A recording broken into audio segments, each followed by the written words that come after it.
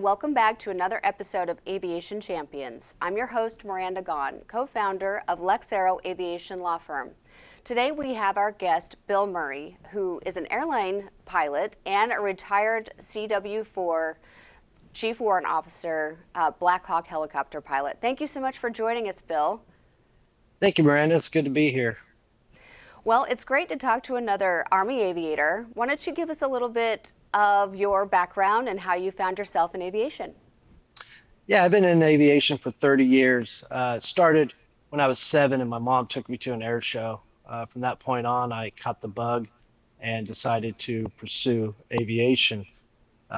Before I became a helicopter pilot for the Army, I was also a dispatcher for SkyWest Evergreen International in the city of San Francisco. Oh, wow. So I decided to, but the flying was still in my blood, so I came into the Army and started flying the UH-60 Black Hawk, where I flew 17 years. Wow. 2 tours to Iraq, 1 Afghanistan, Central America, Korea.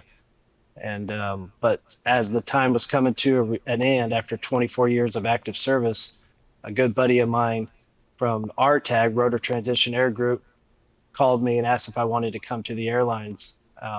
And my wife said yes. We decided to go and haven't looked back. So in the airlines, I have flown for the regionals, for charter, ultra low cost carrier. I was a captain for Frontier Airlines, and now I'm currently at a legacy as a first officer and continuing my aviation career that way.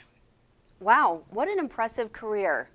Several deployments, flying overseas, that's no small feat.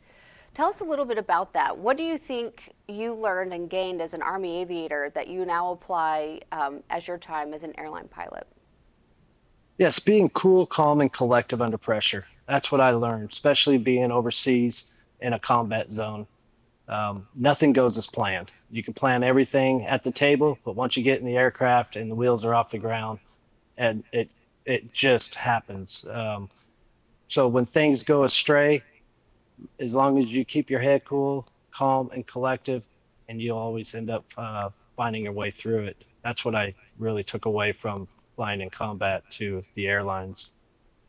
Well, and I would say that's really good advice, I think, for anyone pursuing a career in aviation.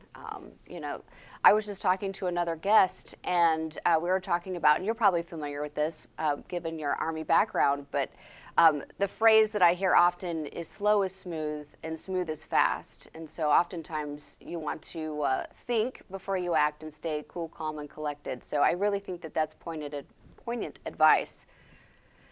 Yes, as I was also a safety officer in the Army for many years, so I always investigate accidents.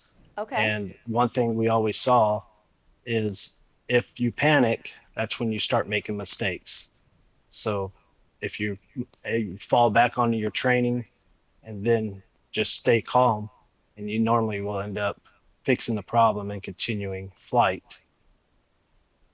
Well, that's an interesting perspective, being able to share based on your accident investigation and your experience that you'd seen folks would kind of rush and panic as something a contributing factor perhaps to accidents.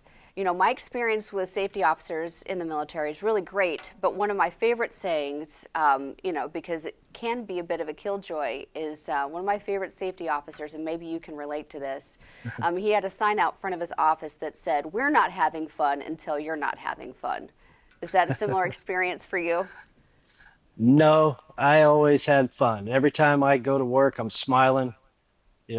Every time I get in that aircraft, that's my happy place. That's where I enjoy being up in the air. So even when I'm on the ground, I have twin daughters, and every time a jet flies by, I'm always looking up, and they just smile. They know that's where I belong. That's my happy place. Well, that's fantastic. If someone were pursuing a career in aviation, what advice would you give them? Never give up. Sometimes the road is long, and some days will be harder than others. Always learn, always take advice, and also being able to take corrective criticism. After every flight, you can always learn something. It's either what to do or what not to do, and never stop. I'm currently in my master's degree with Embry-Riddle, so never stop learning. Continue going forward. Well, that's great advice. Given your background, you've already had a really impressive career, and as you move forward with the airlines, what do you hope to achieve in the future? What are your goals? My goal is to start moving up. I would like to either become a check airman and start teaching the next generation on the fun and the abilities of flying. Start teaching them how to be relaxed, how to take corrective criticism, and also always debrief a flight. As soon as you land, debrief it, no matter if it went good or bad.